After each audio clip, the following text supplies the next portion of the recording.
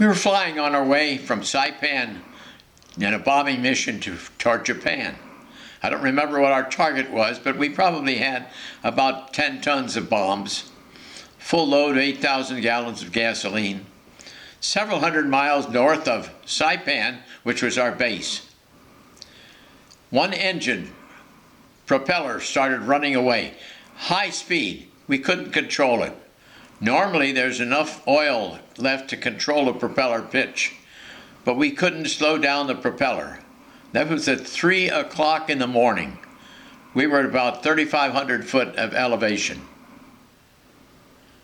Half an hour later, the friction from the rotating propeller set the engine on fire, and here we were at 3,000 feet elevation, 3:30 in the morning, and the pilot said, "All of you bail out."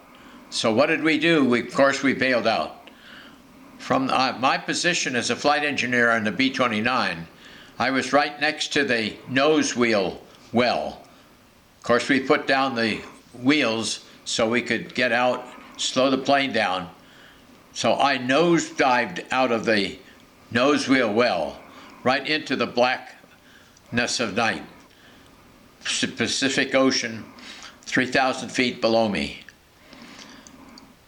All of us got out. We were hanging on our parachutes when the plane exploded and crashed into the island around which we'd been flying as a location point for them to start looking for us when daylight came. Our radio operator had sent a satisfactory location message.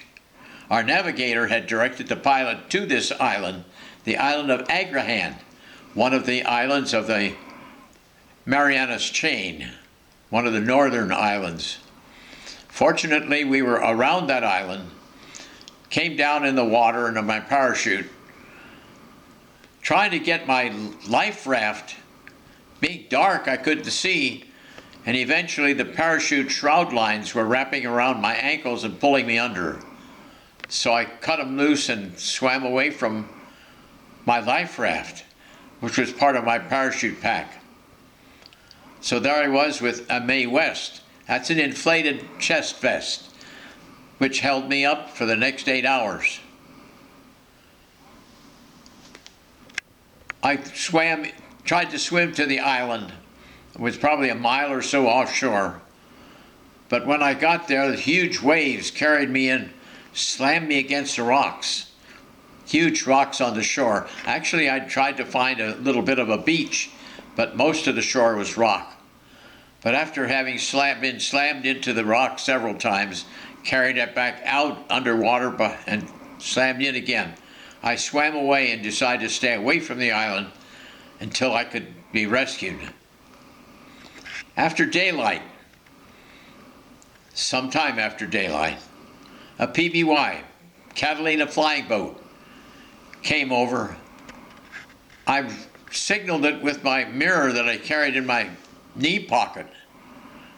They saw me, signaled back, and I pulled a sea-dye marker. That makes a light blue big patch around me so that they could identify the location. They dropped me a life raft, and I was in that raft for hours until I was picked up by a boat, a ship, the USS Cook Inlet, picked me up out of the water. I was on the boat for a number of hours while we picked up several more. Turned out that 5 of the crew were picked up by the PBY Catalina flying boat, and 6 of us were picked up by the ship. We lost 1 man, our co-pilot. Never found any trace of him.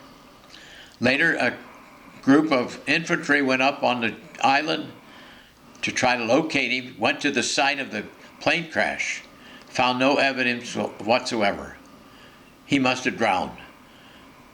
He was flying as our co-pilot. He was our squadron commander, Colonel Northrop, and that was about the last we'd ever known of him, was when he bailed out from the plane. So I got back to Saipan. They sent our crew eventually back to Hawaii for a rest leave. Then we came back and started flying the rest of our missions. We eventually had, that was about mission 25. We eventually had 35 missions before the end of the war. Okay.